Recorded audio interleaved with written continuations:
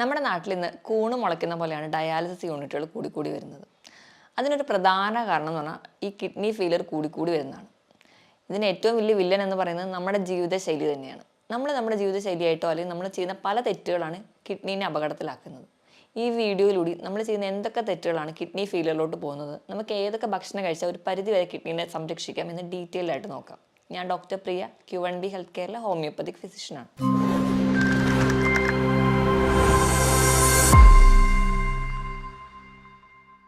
നമ്മൾ ചെയ്യുന്ന ചില തെറ്റുകൾ നമ്മൾ തന്നെ അറിയാതെ ചെയ്യുന്ന തെറ്റുകളായിട്ടോ നമ്മൾ അറിയുന്ന ഒരുപാട് തെറ്റുകൾ നമ്മൾ ചെയ്യുന്നതുകൊണ്ടോ കിഡ്നി ഇന്ന് കംപ്ലീറ്റ് ഫെയിലിയറിലോട്ട് പോകുന്നുണ്ട്.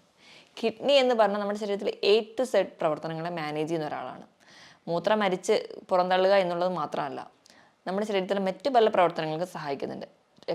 ചുവന്ന രക്താണുക്കളുടെ ലെവൽ മെയിൻറ്റെയിൻ ചെയ്യാൻ എറിത്രോപോയിറ്റിൻ എന്ന് പറയുന്ന ഹോർമോൺ ഉണ്ടാക്കുന്നു, വൈറ്റമിൻ ഡിയുടെ ലെവൽ മെയിൻറ്റെയിൻ ചെയ്യുന്നു, BP കൺട്രോൾഡ് ആക്കി നിർത്തുന്നു. ഇവയൊക്കെ കിഡ്നിയുടെ പ്രവർത്തനം കൊണ്ടാണ്. നമുക്ക് വേണ്ട ധാതുക്കളെയും ലവണങ്ങളെയൊക്കെ സോർട്ട് ഔട്ട് ചെയ്തെടുക്കുന്നതും ഈ കിഡ്നി തന്നെയാണ്. അപ്പം നമ്മുടെ ശരീരത്തിലെ ഒട്ടുമിക്ക പ്രവർത്തനങ്ങൾക്ക് സഹായിക്കുന്നതാണ് കിഡ്നി. ചെറിയ ചെറിയ അപകടങ്ങളൊക്കെ വന്നാലും കിഡ്നി പുറത്തോടൊന്നും ലക്ഷണങ്ങൾ കാണിക്കാതെയൊക്കെ ഒരു പരിധി വരെ മാനേജ് ചെയ്തു പോകും. പക്ഷെ നമ്മൾ ചെയ്യുന്ന ചില തെറ്റുകൾ എന്തൊക്കെയാണെന്ന് തിരിച്ചറിഞ്ഞ് നമ്മൾ അതൊന്നും ചെയ്യാതിരുന്നാൽ തന്നെ ഒരു പരിധി വരെ നമുക്ക് കിഡ്നി ഫെയിലിയർ തടയാൻ പറ്റും. ഏറ്റവും ഒന്നാമതായിട്ട് പറയുകയാണെങ്കിൽ നമ്മൾ തന്നെ നമ്മളെ ചികിത്സിക്കുക. ഇന്ന് നമ്മൾക്കറിയാം മിക്ക ഇലകളോ അല്ലെങ്കിൽ പഴങ്ങളോ നല്ലതാണ്, അല്ലെങ്കിൽ ഇന്ന രോഗങ്ങൾ തടയാൻ ഇത് നല്ലതാണ് എന്നൊക്കെ കേൾക്കുമ്പോൾ തന്നെ നമ്മൾ ധാരാളമായിട്ട് അതങ്ങ് കഴിക്കും. ഏറ്റവും വലിയൊരു ഉദാഹരണം എന്ന് പറഞ്ഞാൽ കുറച്ച് കാലം മുൻപ് തന്നെ കൊളസ്ട്രോൾ നിയന്ത്രിക്കാൻ വേണ്ടിയിട്ട് നമുക്കറിയാം നമ്മൾ കഴിക്കുന്ന ഇരുമ്പൻ പുളി നല്ലതാണെന്ന് പറയുന്നത് കേട്ടിട്ട് ഒരുപാട് ആൾക്കാർ ഈ ഇരുമ്പൻ പുളി എടുത്ത് ജ്യൂസാക്കി അതങ്ങ് ദിവസവും കുടിക്കാൻ തുടങ്ങി. അവിടെ കൊളസ്ട്രോൾ മെയിൻറ്റെയിൻ അല്ലെങ്കിൽ കൊളസ്ട്രോൾ കുറയ്ക്കാൻ വേണ്ടിയാണ് നമ്മളിത് കഴിച്ചിരുന്നതെങ്കിൽ ഇപ്പുറത്തെ സൈഡിൽ ഓക്സലേറ്റുകൾ അടിഞ്ഞ് കിഡ്നി ഡാമേജ് ആവുകയാണ്. നമ്മൾ തന്നെയാണ് നമുക്ക് രോഗങ്ങൾ ഉണ്ടാക്കി വെക്കുന്നത്. ഇതുപോലെയാണ് മറ്റ് പല കണ്ടീഷൻസ് എടുക്കുകയാണെങ്കിലും ചില ഇലക്കറികൾ പൊതുവേ നമുക്ക് ശരീരത്തിന് നല്ലതാണ്. അപ്പോൾ ഇലക്കറികൾ പാകം ചെയ്ത് കഴിക്കുകയാണെങ്കിൽ നമുക്ക് ദോഷമില്ല. ഇത് തന്നെ നമ്മൾ അരച്ച് പിഴിഞ്ഞ് ജ്യൂസായി കുടിക്കുന്ന ആരാണെങ്കിൽ ഇത് നമ്മുടെ കിഡ്നിനെ നശിപ്പിക്കുന്നു. നെല്ലിക്ക നമുക്ക് നല്ലതാണ്, ഏറ്റവും നല്ല പോലെ വൈറ്റമിൻ സി ഉണ്ട്, ഏറ്റവും നല്ല റിച്ച് സോഴ്സ് ആണെന്ന് നമുക്കറിയാം. എന്നാൽ കുറച്ച് അധികം വൈറ്റമിൻ സി കിട്ടിക്കോട്ടെ എന്ന് ഓർത്തിട്ട് കോവിഡ് കാലങ്ങൾക്ക് അല്ലെങ്കിൽ പല ഇൻഫെക്ഷൻസ് തടയാൻ വേണ്ടിയിട്ട് നമ്മൾ ചെയ്യുന്ന ഒന്നാണ് ഒരു ദിവസം ഒരു 8-10 നെല്ലിക്ക എടുത്ത് അരച്ച് ജ്യൂസാക്കി കുടിക്കുക. അത് നമുക്ക് ദോഷം ചെയ്യും.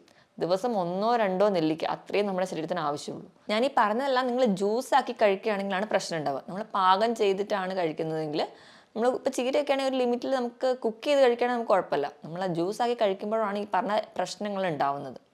ഇനി അടുത്തൊരു പ്രശ്നം എന്ന് പറഞ്ഞാൽ പെയിൻ കില്ലേഴ്സിൻ്റെ അധികമായിട്ടുള്ള ഉപയോഗം. ഡോക്ടേഴ്സിനെ കാണാനോ അല്ലെങ്കിൽ ഡോക്ടറെ കാണാനുള്ള ബുദ്ധിമുട്ട് കൊണ്ടോ ഒരു സമയ ലാഭത്തിന് വേണ്ടിയിട്ടോ സ്വയം ചികിത്സിക്കുക. പനി വരുമ്പോൾ ഉടനെ പാരസെറ്റമോളോ അല്ലെങ്കിൽ മറ്റ് പെയിൻ കില്ലേഴ്സോ അല്ലെങ്കിൽ ടെമ്പറേച്ചർ കുറയ്ക്കാൻ മറ്റ് ടാബ്ലറ്റ്സോ ഡിപ്പെൻഡ് ചെയ്യുക. ഇങ്ങനെയൊക്കെ ചെയ്യുന്നതിൻ്റെ ഭാഗമായിട്ട് ഡോക്ടറുടെ കൺസൾട്ടേഷൻ ഇല്ലാതെ മെഡിസിൻസ് എടുക്കുന്നതിൻ്റെ ഭാഗമായിട്ട് കിഡ്നി ഫെയിലിയറിലോട്ട് പോകാം. ഇനി അധികമായിട്ട് ഫോസ്ഫറസ് കണ്ടൻറ്റുള്ള ഭക്ഷണങ്ങൾ നമ്മൾ കൂടുതലായിട്ട് കഴിക്കാം. ഫോസ്ഫറസ് കണ്ടൻറ്റുള്ള ഭക്ഷണങ്ങൾ എന്ന് പറയുമ്പോൾ നമ്മൾ കഴിക്കുന്ന പേസ്ട്രി, കേക്ക്സ്, പുഡിംഗ് ഇവയിലൊക്കെ ധാരാളം ഫോസ്ഫറസ് ഉണ്ട്. ഇവ നമ്മുടെ ശരീരത്തിൽ അധികമായിട്ട് ചെന്ന് കഴിഞ്ഞാൽ പ്രശ്നമാണ്. അതുപോലെ തന്നെ സോഡിയത്തിൻ്റെ അളവ് കൂടിയാലും നമുക്കറിയാം BP കൂടാനൊരു കാരണം എന്ന് പറഞ്ഞാൽ സോഡിയം കൂടുന്നതാണ്. സോഡിയം എന്ന് പറയുമ്പോൾ സോഡിയം ക്ലോറൈഡ് ഫോമിൽ ഉപ്പായിട്ട് നമ്മൾ കഴിക്കുന്നത് വറുത്തതും പൊരിച്ചതുമായിട്ടുള്ള എല്ലാ വസ്തുക്കളിലും ഹോട്ടൽ ഫുഡുകളിൽ പ്രത്യേകിച്ച് അതൊന്നും കേടുകൂടാതിരിക്കാനും അതുപോലെ തന്നെ ഒന്ന് ടേസ്റ്റ് കൂടാനും ആവശ്യത്തിലും കൂടുതൽ ഉപ്പാണ് ഉപയോഗിക്കുന്നത്. നമുക്ക് ദിവസവും കഴിക്കാവുന്ന ഉപ്പിൻ്റെ അളവ് എന്ന് പറഞ്ഞാൽ 5 ഗ്രാം ആണെങ്കിൽ അതിലും അധികം നമ്മുടെ ശരീരത്തിൽ ചെല്ലുമ്പോൾ അത് നമുക്ക് കിഡ്നി ഡാമേജിലോട്ട് എത്തിക്കുന്നുണ്ട്. ഇതൊക്കെ നമ്മൾ അറിയാതെ അല്ലെങ്കിൽ അറിഞ്ഞുകൊണ്ടോ ചെയ്യുന്ന ഒരുപാട് തെറ്റുകളാണ്. മദ്യപാനം, പുകവലി പോലെയുള്ള ശീലങ്ങളുണ്ടെങ്കിൽ അത് മറ്റ് ഓർഗൻസിനെ അഫക്റ്റ് ചെയ്യുന്നത് തന്നെ കിഡ്നിനെയും ബാധിക്കുന്നുണ്ട്. മദ്യം എന്ന് പറയുന്ന ഒരു ഡീഹൈഡ്രേറ്റിംഗ് ഏജൻറ്റാണ്. അപ്പോൾ നമ്മുടെ ശരീരത്തിലെ വെള്ളത്തിനെ മുഴുവൻ ഊറ്റി കളയുകയും അത് നമ്മുടെ കിഡ്നിക്ക് സ്ട്രെയിൻ ചെയ്യുകയും അത് നമുക്ക് കിഡ്നി ഫെയിലിയറിലോട്ട് പോകും. പുകവലി എന്ന് പറയുമ്പോൾ അവിടെ ഉണ്ടാകുന്ന നിക്കോട്ടിൻ എന്ന് പറയുന്ന പ്രൊഡക്റ്റ് രക്തക്കുഴലിൽ അടിയുകയും അത് അടിയുന്ന ഭാഗമായിട്ട് കിഡ്നി ഫെയിലിയറിലോട്ട് പോകാം. കാരണം കിഡ്നിക്ക് വേണ്ട രീതിയിലുള്ള രക്തം പമ്പ് ചെയ്ത് എത്തുന്നില്ലാത്തതുകൊണ്ട്. അതുപോലെ നമ്മൾ വേണ്ട രീതിയിൽ വെള്ളം കുടിക്കാതിരുന്നാലും കിഡ്നീനെ ബാധിക്കും. നമ്മൾ ദാഹിക്കുമ്പോൾ മാത്രം വെള്ളം കുടിക്കുക അല്ലെങ്കിൽ ചോറുണ്ട് കഴിഞ്ഞ് ഒരു ഗ്ലാസ് വെള്ളം കുടിക്കുക, ഈ ഒരു ശീലമുള്ളവരാണെങ്കിൽ നമ്മുടെ ശരീരഭാരത്തിനനുസരിച്ച് വെള്ളം നമ്മുടെ ശരീരത്തിൽ എത്തിയില്ലെങ്കിലും നമുക്ക് കിഡ്നിക്ക് ഫെയിലിയറിലോട്ട് പോകാൻ കാരണമാകും. കാരണം നമ്മുടെ ഭാരം എടുക്കുകയാണെങ്കിൽ 25 കിലോയ്ക്ക് 1 ലിറ്റർ വെള്ളം, ഇതാണ് കണക്ക്. ഈ ഒരു കണക്കിൽ നമ്മൾ എന്തായാലും നിർബന്ധമായിട്ട് വെള്ളം കുടിക്കണം. അപ്പം അങ്ങനെ നിർബന്ധമായി വെള്ളം കുടിക്കാൻ അല്ലെങ്കിൽ കുടിക്കാൻ മടിയുള്ളവരാണെങ്കിൽ നിങ്ങൾ ബോട്ടിൽ രാവിലെ തന്നെ വെള്ളം എടുത്ത് വെച്ചിട്ട് അത് കുടിക്കാൻ വേണ്ടി ശീലിക്കുക. എങ്കിലൊരു പരിധി വരെ കിഡ്നി അപകടത്തിലാവുന്നത് നമുക്ക് തടയാൻ പറ്റും. ഇനി ഉറക്കത്തിന് വലിയൊരു ഫാക്ടറുണ്ട്. ഉറക്കം എങ്ങനെ കിഡ്നീനെ പ്രൊട്ടക്റ്റ് ചെയ്യുന്നു നോക്കിക്കഴിഞ്ഞാൽ, ഉറങ്ങുമ്പോൾ ഒരു പരിധി വരെ, ഒരു കുറഞ്ഞ അളവിലെങ്കിലും കിഡ്നിക്ക് ചെറിയൊരു റെസ്റ്റ് ഉണ്ട്. കിഡ്നിയുടെ ലോഡ് കുറച്ച് കുറവാണ്. അപ്പോൾ നമുക്ക് കിഡ്നിക്ക് ചെറിയൊരു റെസ്റ്റ് കൊടുത്താൽ തന്നെ അത് കുറച്ചധികം കാലം കൂടി ഓടാൻ സഹായിക്കും. ഇനി നമ്മുടെ ഭക്ഷണത്തിൻ്റെ കാര്യം എടുക്കുകയാണെങ്കിൽ നമുക്കറിയാം, നമുക്ക് കൂടുതൽ ഇഷ്ടം നോൺ വെജ് ഫുഡ് കഴിക്കാനാണ്. എത്ര രാത്രി വൈകിയാലും പുറത്ത് പോയി ഭക്ഷണം കഴിക്കാൻ നമുക്ക് എല്ലാവർക്കും ഇഷ്ടമാണ്. അതുകൊണ്ട് തന്നെയാണ് നമ്മുടെ നാട്ടിൽ രാത്രിയാണ് കൂടുതലും ഹോട്ടലുകളൊക്കെ പ്രവർത്തിക്കുന്നത്. രാവിലത്തെ ബ്രേക്ക്ഫാസ്റ്റ് നമ്മളെല്ലാവരും തന്നെ സ്കിപ്പ് ചെയ്യാൻ റെഡിയാണ്. അതുപോലെ തന്നെ ഉച്ചത്തെ ലഞ്ച് നമുക്കൊന്ന് മോഡറേറ്റ് ആയിട്ട് കൺട്രോൾ ചെയ്യാൻ ഇഷ്ടപ്പെടുന്നവരാണ്. പക്ഷേ രാത്രി നല്ല ഹെവി ആയിട്ട് തന്നെ കഴിച്ചിട്ട് കിടക്കും. ഈ ഒരു ശീലം ഉള്ളതുകൊണ്ട് തന്നെ അമിതവണ്ണം നമുക്ക് പെട്ടെന്ന് വരുന്നു, കുടവയറ് നമുക്ക് പെട്ടെന്ന് വരുന്നു. അമിതവണ്ണമൊക്കെ വരുമ്പോൾ തന്നെ ഏറ്റവും വലിയ വില്ലനാവുന്നത് ലോഡ് കൂടുകയാണ് കിഡ്നിക്ക്. അപ്പോൾ കിഡ്നിക്ക് ഒരുപാട് സ്ട്രെയിൻ ചെയ്യണം. അതിൻ്റെ ഭാഗമായിട്ട് കിഡ്നി പെട്ടെന്ന് ഡാമേജ് ആവാം. അതുപോലെ തന്നെ നമ്മൾ പ്രത്യേകിച്ച് വ്യായാമമൊന്നും ചെയ്യാത്തതും ഈ അമിതവണ്ണത്തിന് കാരണമാകും. നമ്മൾ ഒരുപാട് സെഡൻറ്ററി ലൈഫാണ്, നമുക്ക് നമ്മുടെ ജോലി അല്ലെങ്കിൽ നമ്മൾ കുറേ ഗാഡ്ജറ്റുമായിട്ടാണ് ജീവിക്കുന്നത്. അപ്പോൾ നമുക്ക് ഈ വ്യായാമം ഇല്ലാത്തതും കിഡ്നിയുടെ ലോഡ് കൂട്ടുന്നുണ്ട്. ഞാൻ ഈ പറഞ്ഞ പോലെ ഒരുപാട് ഇറച്ചി അല്ലെങ്കിൽ റെഡ് മീറ്റ് കൂടുതലായിട്ട് കഴിക്കുന്നവരാണെങ്കിൽ ഈ ഒരു അമിതവണ്ണം എന്നുള്ള ഒരു ആംഗിൾ കൂടാതെ തന്നെ നമ്മൾ അധികമായിട്ട് റെഡ് മീറ്റ് കഴിക്കുന്നതിൻ്റെ ഭാഗമായിട്ട് നമ്മൾ ബ്ലഡ് അസിഡിക് ആവുകയാണ്. നമ്മൾ അസിഡിക് pH ബ്ലഡ് മാറും. ഇത് കിഡ്നിക്ക് കൂടുതൽ സ്ട്രെയിൻ ഉണ്ടാക്കുന്നുണ്ട്. ഇത് കിഡ്നിക്ക് കൂടുതൽ സ്ട്രെയിൻ ഉണ്ടാക്കുമ്പോൾ കിഡ്നി ഒരുപാട് ഫംഗ്ഷൻ ചെയ്യേണ്ടി വരുന്നു. അങ്ങനെ കിഡ്നി ഡാമേജിലോട്ട് പോകുന്നുണ്ട്. ഇതുപോലെ തന്നെ ഈ ഒരു പ്രോസസ്സാണ് യൂറിക് ആസിഡിൻ്റെ കംപ്ലയിൻസ് ഉള്ളവർ നടക്കുന്നത്. അവരും കൂടുതലായിട്ട് റെഡ് മീറ്റ് കഴിക്കുന്നു, ബ്ലഡ് ഒരു അസിഡിക് pH പോകുന്നു, ക്രിസ്റ്റൽ ഫോർമേഷൻ വരുന്നു, അവർക്ക് കിഡ്നി സ്റ്റോൺസ് ഉണ്ടാവുന്നു. അതും ഒരു കിഡ്നി ഡിസീസിലോട്ട് മാറുന്നുണ്ട്. അപ്പം മാക്സിമം നിങ്ങൾ നോൺ വെജ് പ്രോട്ടീൻസ് കഴിക്കാതെ കുറച്ചുകൂടെ വെജ് പ്രോട്ടീൻസ് അല്ലെങ്കിൽ വെജിറ്റബിൾസും ഫ്രൂട്ട്സും അതിനെ ബാലൻസ് ചെയ്യുന്ന രീതിയിൽ കഴിക്കാൻ വേണ്ടി ശ്രദ്ധിക്കുകയാണെങ്കിൽ ഒരു പരിധി വരെ നമുക്ക് കിഡ്നീനെ പ്രൊട്ടക്റ്റ് ചെയ്യാം. ഞാൻ ഈ പറഞ്ഞ ശീലങ്ങൾ, ഈ കുറച്ച് ശീലങ്ങളാണ് നമ്മുടെ കിഡ്നി ഡാമേജിലോട്ട് പെട്ടെന്ന് എത്തിക്കുന്നത്. മാക്സിമം ഈ ഒരു ശീലങ്ങൾ നമ്മൾ ചെറുപ്പത്തിൽ തൊട്ടേ ഒഴിവാക്കുകയാണെങ്കിൽ ഒരു പരിധി വരെയൊക്കെ നമുക്ക് കിഡ്നി ഡാമേജ് തടയാനും പറ്റും. ഇനി നമുക്ക് ഇങ്ങനെയൊക്കെയാണ് കിഡ്നി രോഗങ്ങൾ വന്നു പോയിട്ടുണ്ടെങ്കിൽ അല്ലെങ്കിൽ കിഡ്നി രോഗങ്ങൾ വരാതിരിക്കാൻ ഒരു പരിധി വരെ നമ്മുടെ ഭക്ഷണത്തിൽ എന്തൊക്കെ ശീലിക്കണം നോക്കാം.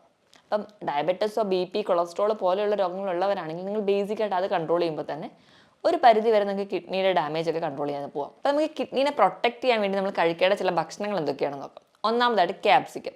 ക്യാപ്സിക്കത്തിൽ ലൈക്കോപ്പീൻ എന്ന് പറയുന്ന ഒരു ആൻറ്റി ഓക്സിഡൻസ് ഉണ്ട്. അതൊരു പരിധി വരെ കിഡ്നിക്ക് ഉണ്ടാകുന്ന നീർക്കെട്ടുകളോ ഇൻഫ്ലമേഷൻസോ കുറയ്ക്കുന്നുണ്ട്. അതുപോലെ തന്നെ ധാരാളം ഫൈബേഴ്സും വൈറ്റമിൻ B6 ഒക്കെ ഫോളേറ്റ്സും ഒക്കെ ഈ ക്യാപ്സിക്കത്തിലുണ്ട്. ഈ ഫോളേറ്റ്സും വൈറ്റമിൻ B6 ഒക്കെ ഉള്ളതുകൊണ്ട് തന്നെ ഒരു പരിധി വരെ നമുക്ക് RBC പ്രൊഡക്ഷന് സഹായിക്കും. അപ്പോൾ കിഡ്നി ഡാമേജ് ഒക്കെ ആയിട്ട് എറിത്രോപോയിറ്റിനൊക്കെ കുറഞ്ഞ രീതി നിൽക്കുകയാണെങ്കിൽ നമുക്ക് HB കുറയുന്നത് കാണാം. നല്ലപോലെ ക്ഷീണമൊക്കെ ഉള്ളവരാണെങ്കിൽ ഇത് കഴിച്ചാൽ ഒരു കുറച്ചൊക്കെ മാനേജ് ചെയ്യുന്നത് കാണാൻ പറ്റും. ഇതുപോലെ തന്നെ ക്യാബേജിലും ഈ പറഞ്ഞ രീതിയിൽ ഫോളേറ്റ്സും ഫൈബേഴ്സും ഒക്കെ ധാരാളം അടങ്ങിയിട്ടുണ്ട്. ഇവ നമ്മുടെ കിഡ്നിനെ പ്രൊട്ടക്റ്റ് ചെയ്യാനും ഒരു പരിധിവരെ നീർക്കെട്ടുകൾ കുറയ്ക്കുന്നതിനും സഹായിക്കും. ഇനി നമുക്ക് മഞ്ഞൾ നല്ലൊരു ആൻറ്റി ഓക്സിഡൻ്റ് ആണ് നമുക്കറിയാം. അതുപോലെ തന്നെ മഞ്ഞളിലുള്ള ആൻറ്റി ഓക്സിഡൻ്റ് കുർക്കുമിൻ എന്ന് പറയുന്നത് നമ്മുടെ കിഡ്നിയിൽ ഉണ്ടാകുന്ന നീർക്കെട്ടുകൾ ഒരു പരിധി വരെ കുറയ്ക്കുന്നുണ്ട്. ഇനി മറ്റൊന്ന് പറഞ്ഞാൽ ഒലിവ് ഓയിലാണ്. ഒലിവ് ഓയിൽ എന്ന് പറയുന്നത് നമുക്കറിയാം നല്ലൊരു ആൻറ്റി ഓക്സിഡൻ്റ് ആണ്. അതുപോലെ ഇതിൽ അടങ്ങിയിട്ടുള്ള ഫാറ്റി ആസിഡ് എന്ന് പറയുന്നത് ഒലീക് ആസിഡ്, ഇവ നമുക്ക് കിഡ്നിക്ക് ഉണ്ടാകുന്ന ഒരു സ്ട്രെയിൻ കുറയ്ക്കുന്നതായിട്ട് കാണാം. ഒലിവ് ഓയിൽ നമുക്ക് ഏറ്റവും നല്ലതെന്ന് പറഞ്ഞാൽ സാലഡിലൊക്കെ ഒരു ഡ്രസ്സിംഗ് ആയിട്ട് ഉപയോഗിക്കാം. ഒരിക്കലും കുക്ക് ചെയ്യാൻ വേണ്ടിയിട്ടല്ല, ജസ്റ്റ് സാലഡൊക്കെ ഉണ്ടാക്കി അതിൻ്റെ മുകളിൽ ഒരു ഡ്രസ്സിംഗ് ആയിട്ട് ഒലിവ് ഓയിൽ കഴിക്കുകയാണെങ്കിൽ നിങ്ങൾക്ക് നല്ലതാണ്. അതുപോലെ തന്നെ അതിൽ ധാരാളം omega-3 ഫാറ്റി ആസിഡ്സ് ഉണ്ട്. ഇനി ഏറ്റവും നല്ലതെന്ന് പറയുന്നത് ആപ്പിളാണ്. ആപ്പിൾ ധാരാളം ഫൈബേഴ്സ് ഉണ്ട്. ഈ ഫൈബേഴ്സ് നമുക്കിപ്പം കുടലിലോ അല്ലെങ്കിൽ നമ്മുടെ ശരീരത്തിലുണ്ടാകുന്ന പല ടോക്സിൻസിനെ പെട്ടെന്ന് തന്നെ പുറം തള്ളി കളയാൻ വേണ്ടിയിട്ട് നമുക്ക് ഈ ഫൈബേഴ്സ് നമ്മളെ സഹായിക്കുന്നുണ്ട്. അപ്പോൾ നിങ്ങൾക്ക് കഴിക്കാവുന്ന ഒരു ഫ്രൂട്ടാണ് ആപ്പിൾ. അതുപോലെ തന്നെ തണ്ണിമത്തൻ കഴിക്കുമ്പോൾ അതിലും ഈ ലൈക്കോപ്പിൻ എന്ന് പറയുന്ന ആൻറ്റി ഓക്സിഡൻസ് ഉണ്ട്. അത് നമുക്ക് ഇൻഫ്ലമേഷൻ കുറയ്ക്കുന്നുണ്ട്. അതുപോലെ തണ്ണിമത്തൻ നമുക്ക് നല്ല ഹൈഡ്രേഷൻ തരുന്ന ഒരു ഫ്രൂട്ടാണ്. അപ്പോൾ അതും നിങ്ങൾക്ക് ഉൾപ്പെടുത്തുന്ന ഒരു പരിധിവരെ കിഡ്നിനെയൊക്കെ സംരക്ഷിക്കാൻ വേണ്ടി സഹായിക്കും. ഇനി ഇത് കൂടാതെ തന്നെ നമുക്ക് നമ്മുടെ ഉപ്പിൻ്റെ അളവൊന്ന് നിയന്ത്രിക്കാൻ വേണ്ടി ശ്രദ്ധിക്കുക. കിഡ്നീനെ അപകടത്തിലാക്കുന്നതിന് മുൻപ് നിങ്ങളുടെ ഉപ്പിൻ്റെ അളവ് നിങ്ങൾ കഴിക്കുമ്പോൾ മാക്സിമം വറുത്തതും പൊരിച്ചതൊക്കെ ഒഴിവാക്കിയിട്ട് ഇതൊക്കെ കഴിക്കുന്നതിനോടൊപ്പം തന്നെ നിങ്ങളുടെ ഉപ്പിൻ്റെ അളവ് മെയിൻറ്റെയിൻ ചെയ്യുക. മാക്സിമം നിങ്ങൾ ഫുഡൊക്കെ കഴിക്കുമ്പോൾ ഒരു 4 ഗ്രാമിലൊക്കെ കൂടാതിരിക്കാൻ വേണ്ടി ശ്രദ്ധിക്കുക. അപ്പോൾ നമുക്ക് ഉപ്പിൻ്റെ അളവ് മെയിൻറ്റെയിൻ ചെയ്ത ഒരു പരിധി വരെ കിഡ്നി ഡാമേജ് ഒക്കെ കുറയ്ക്കാൻ പറ്റും.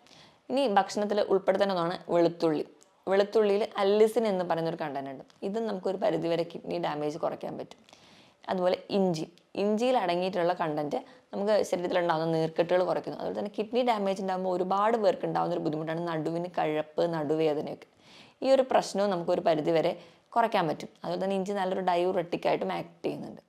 ധാരാളം ഇലക്കറികളൊക്കെ കഴിക്കുക. ഇലക്കറികൾ എന്ന് പറയുമ്പോൾ നമ്മൾ ചീര മാത്രമല്ല, അല്ലാതെ മറ്റ് ബ്രക്കോളി അങ്ങനെയുള്ള ഇലക്കറികളൊക്കെ ധാരാളമായി കഴിക്കാൻ വേണ്ടി ശ്രദ്ധിക്കുക.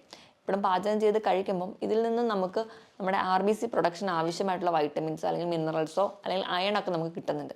നമുക്ക് ഈ ഒരു RBC കുറയുന്നതുകൊണ്ടോ അല്ലെങ്കിൽ HB കുറയുന്നതുകൊണ്ടോ ഉണ്ടാകുന്ന ക്ഷീണവും ഒരു പരിധി വരെ കുറയ്ക്കാൻ പറ്റും. ഈ പറഞ്ഞ രീതിയിലൊക്കെ ഭക്ഷണം കഴിക്കുകയാണെങ്കിൽ ഒരു പരിധി വരെയൊക്കെ നമുക്ക് നമ്മുടെ കിഡ്നീനെ സംരക്ഷിച്ച് നിർത്താൻ പറ്റും. ഇനിയിപ്പോൾ നമ്മൾ കഴിക്കുന്ന ഭക്ഷണത്തിൽ പ്രോട്ടീൻ്റെ അളവ് നോക്കുകയാണെങ്കിൽ 1 കിലോയ്ക്ക് 1 ഗ്രാം ഇതാണ് നമ്മൾ കഴിക്കുന്ന പ്രോട്ടീൻ്റെ അളവ്. അതായത് ഒരു 70 കിലോ ഉള്ള ഒരാളാണെങ്കിൽ 70 ഗ്രാം പ്രോട്ടീൻ അവർക്ക് കഴിക്കാം ഒരു ദിവസം. കിഡ്നി ഡാമേജ് ഒക്കെ സ്റ്റാർട്ട് ചെയ്തു അല്ലെങ്കിൽ ചെറിയ ചെറിയ ലക്ഷണങ്ങളൊക്കെ കണ്ടു തുടങ്ങിയിട്ടുണ്ടെങ്കിൽ നിങ്ങളുടെ പ്രോട്ടീൻ്റെ അളവ് കുറയ്ക്കുക. എപ്പോഴും നിങ്ങൾ പ്രിഫർ ചെയ്യേണ്ടത് വെജിറ്റബിൾ പ്രോട്ടീൻസ് ആണ്. പയർ, കടല, പരിപ്പ്, കൂണ്, അതേപോലെ പനീർ ഇവയൊക്കെ കൂടുതലായിട്ട് കഴിക്കുക. മാക്സിമം നിങ്ങൾ അനിമൽ പ്രോട്ടീൻസ്, റെഡ് മീറ്റ് ഒക്കെ കുറയ്ക്കാൻ വേണ്ടി ശ്രദ്ധിക്കുക. അപ്പോൾ ഒരു കിഡ്നി പേഷ്യൻസ് ആയിക്കഴിഞ്ഞാൽ നിങ്ങൾ കഴിക്കേണ്ട പ്രോട്ടീൻ്റെ അളവ് എന്ന് പറഞ്ഞാൽ നിങ്ങളുടെ 1 കിലോയ്ക്ക് 0.8 ഗ്രാം മാത്രമേ പ്രോട്ടീൻ കഴിക്കാൻ പാടുള്ളൂ. ഇനി കൊഴുപ്പ് കഴിക്കുകയാണെങ്കിൽ നമ്മളൊരു ദിവസം കഴിക്കേണ്ട കൊഴുപ്പിൻ്റെ വെയിറ്റ് എന്ന് പറഞ്ഞാൽ 50 ഗ്രാം കൊഴുപ്പാണ്. കിഡ്നി ഡാമേജ് ഒക്കെ സ്റ്റാർട്ട് ചെയ്യുകയാണ്, അതിൻ്റെ ലക്ഷണങ്ങളൊക്കെ കണ്ടു തുടങ്ങിയിട്ടുണ്ടെങ്കിൽ കൊഴുപ്പ് ഒരു ദിവസം ഒരു 25 ഗ്രാം മാത്രമേ കഴിക്കാവുള്ളൂ. പകുതിയായിട്ട് കുറയ്ക്കണം. അതുപോലെ സോഡിയം, പൊട്ടാസ്യം ഒക്കെ ലെവൽ മെയിൻറ്റെയിൻ ചെയ്യാൻ വേണ്ടി ശ്രദ്ധിക്കുക. സോഡിയം ഞാൻ പറഞ്ഞ പോലെ വറുത്തതും പൊരിച്ചതൊക്കെ ഒന്ന് ഒഴിവാക്കുകയാണെങ്കിൽ, പപ്പടം, അച്ചാർ, ഉപ്പിലിട്ടതൊക്കെ ഒഴിവാക്കുകയാണെങ്കിൽ ഒരു പരിധി വരെ നമുക്ക് കൺട്രോൾ ചെയ്യാം. പൊട്ടാസ്യത്തിൻ്റെ ലെവൽ മെയിൻറ്റെയിൻ ചെയ്യാൻ വേണ്ടി നിങ്ങൾ അധികം പൊട്ടാസ്യമുള്ള ഭക്ഷണങ്ങളാണെങ്കിൽ ഒന്ന് ഒഴിവാക്കുക. കൂടുതലായിട്ട് പൊട്ടാസ്യം അടങ്ങിയിരിക്കുന്നത് കരിക്ക്, ഏത്തപ്പഴം, മാതളം ഇവയിലൊക്കെയാണ്. മാക്സിമം നിങ്ങൾ കഴിയുമ്പോൾ ഫ്രൂട്ട്സ് തിരഞ്ഞെടുക്കുമ്പോൾ പൊട്ടാസ്യം കുറവുള്ള പൈനാപ്പിൾ, ആപ്പിൾ, ബെറീസ്, പേരയ്ക്ക ഇവയൊക്കെ കൂടുതലായിട്ടും തിരഞ്ഞെടുക്കാൻ വേണ്ടി ശ്രദ്ധിക്കുക. ഇനി ഏത്തപ്പഴമൊക്കെ കഴിക്കാൻ താല്പര്യം ഉണ്ടെങ്കിൽ വല്ലപ്പോഴും കഴിക്കുമ്പോൾ പുഴുങ്ങി കഴിക്കുകയാണെങ്കിൽ ഒരു പരിധി വരെയൊക്കെ നമുക്ക് സോഡിയം, പൊട്ടാസ്യത്തിൻ്റെ അളവ് കുറയ്ക്കാൻ പറ്റും. ഞാൻ ഈ പറഞ്ഞ രീതിയിലൊക്കെ ഭക്ഷണം കൂടുതലായിട്ട് ഹെൽത്തി ആയിട്ട് കഴിക്കുക, കൃത്യമായിട്ട് വ്യായാമം ചെയ്യുക, നല്ല രീതിയിൽ കൃത്യമായിട്ട് ഉറങ്ങുക. അതായത് ഒരു 6-7 മണിക്കൂർ കൃത്യമായിട്ട് തന്നെ ഉറങ്ങാൻ വേണ്ടി ശീലിക്കുക. വ്യായാമം ആഴ്ചയിൽ 5 ദിവസമെങ്കിലും മാക്സിമം നിർബന്ധമായിട്ട് തന്നെ ചെയ്യാൻ വേണ്ടി ശ്രദ്ധിക്കുക. നല്ല രീതിയിൽ തന്നെ നിങ്ങൾക്ക് ആവശ്യത്തിന് വേണ്ടിയുള്ള വെയിൽ കൊള്ളുക, കൃത്യമായി വെള്ളം കുടിക്കുക. അപ്പോൾ നിങ്ങൾക്ക് കുറച്ചുകൂടി ഹെൽത്തി ആയിട്ട് ഇരിക്കാൻ പറ്റും. അതുപോലെ ഞാൻ ആദ്യം പറഞ്ഞ രീതിയിലുള്ള തെറ്റുകൾ മാക്സിമം ഒഴിവാക്കുക. അങ്ങനെയാണെങ്കിൽ ഒരു പരിധി വരെ നമുക്ക് നമ്മുടെ കിഡ്നീനെ പ്രൊട്ടക്റ്റ് ചെയ്യാൻ പറ്റും. ഞാൻ ഈ പറഞ്ഞ കാര്യത്തിൽ എന്തെങ്കിലും ഡൗട്ട് ഉണ്ടെങ്കിൽ നിങ്ങൾ താഴെ കാണുന്ന നമ്പറിൽ കോൺടാക്ട് ചെയ്യുക. മറ്റൊരു ഹെൽത്ത് ടോപ്പിക്കുമായിട്ട് വീണ്ടും കാണുന്നത് വരെ നന്ദി.